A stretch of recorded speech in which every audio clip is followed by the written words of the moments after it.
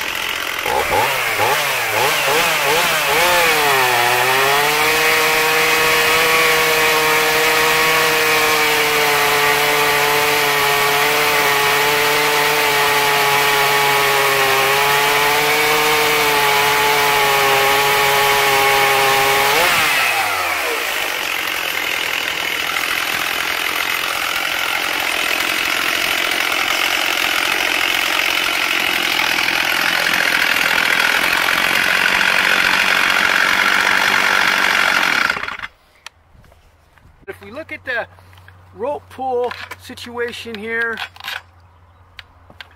we can see that compression isn't necessarily super high. Now, for example, that's about an 18-inch cut or something. There's a 20 or 22-inch cut over there, and with this bar and chain, like an Insane OSS version 461 will blow through that cut in about 10 seconds or something like that. So I'm thinking we're to 14 at this point with this saw.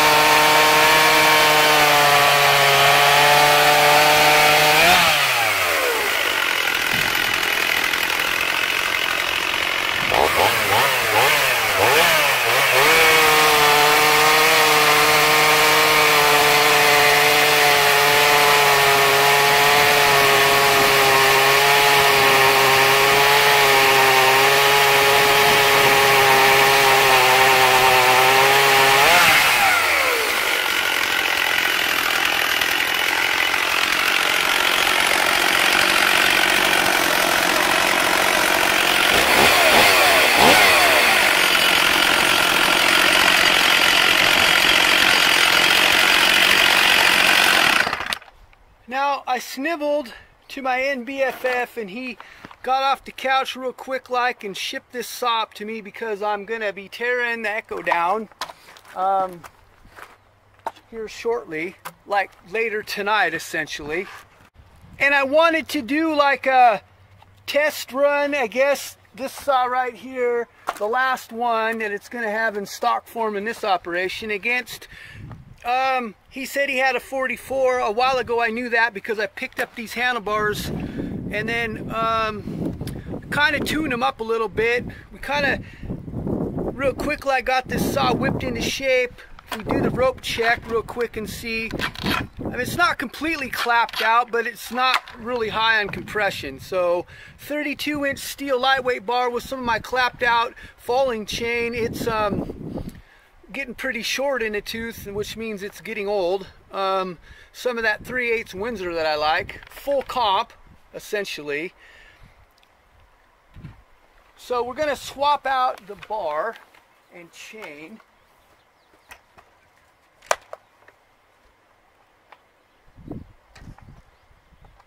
Now these caps are leaking, I noticed. Well, more so the gas cap on this saw, which that happens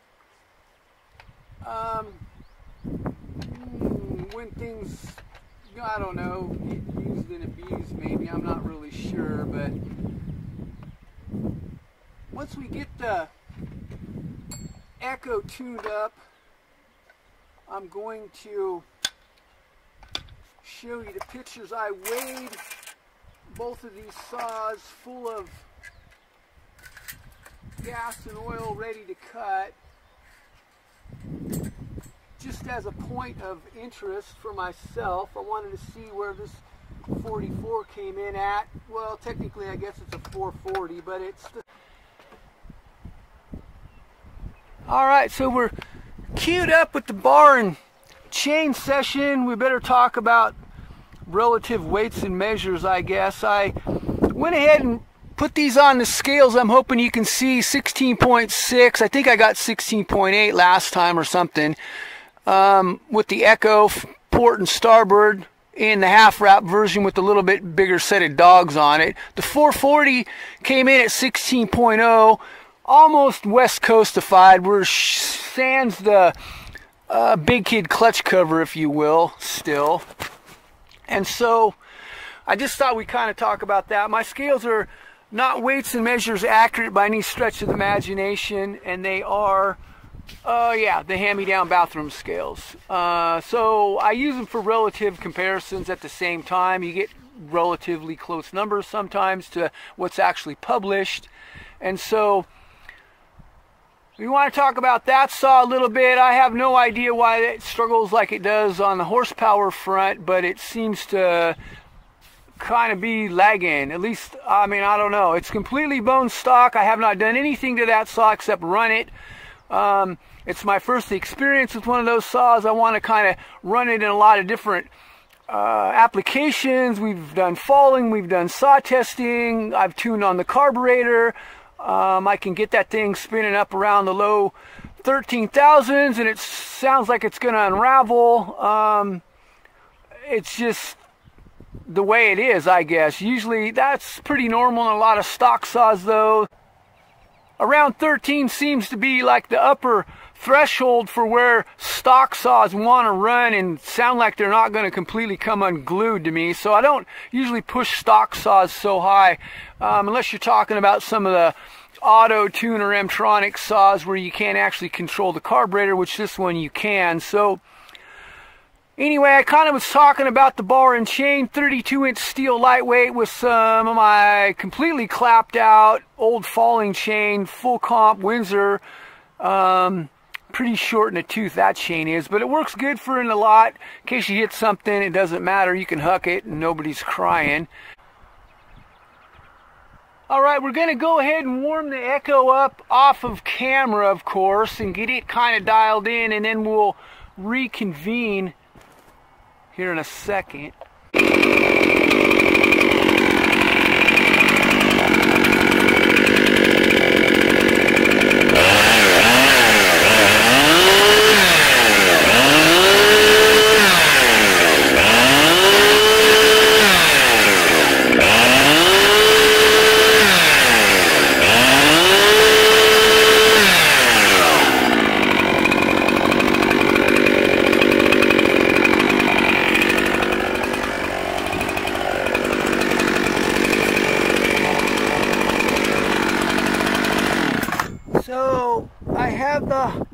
actually turned out about 2 full turns off of bottomed, and at this elevation it should be down below 1 1/4.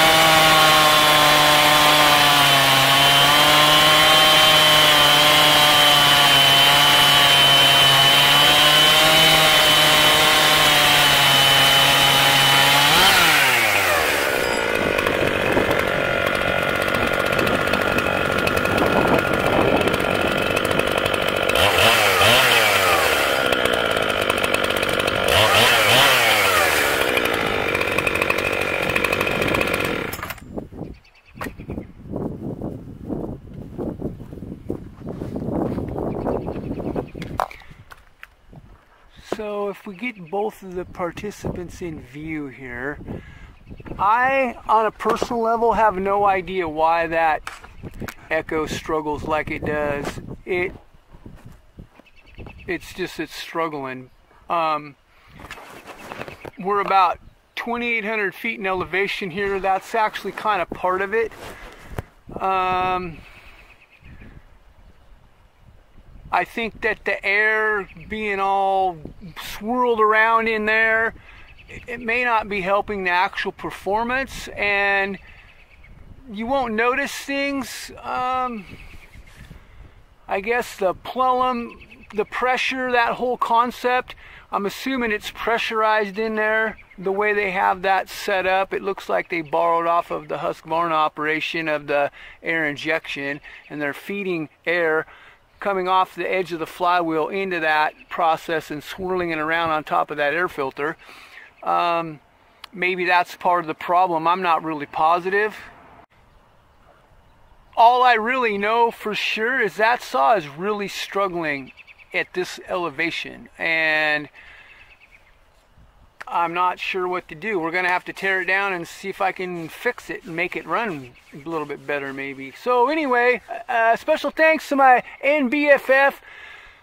Managed to crawl off the couch, an emergency situation for me, get that 440 up here. So thanks, buddy, for helping with that situation. And we're gonna put the herd on the Echo, and we're gonna run them again. And that was about the fairest test session I think I've had in this process between these two. The first 2 cuts on them with the 440, there was a little bit of a knot section, but the second 2 cuts were just the same as this, perfect. So yeah. Anyway, thanks for watching this session. Have a blessed day wherever it might be on God's green earth.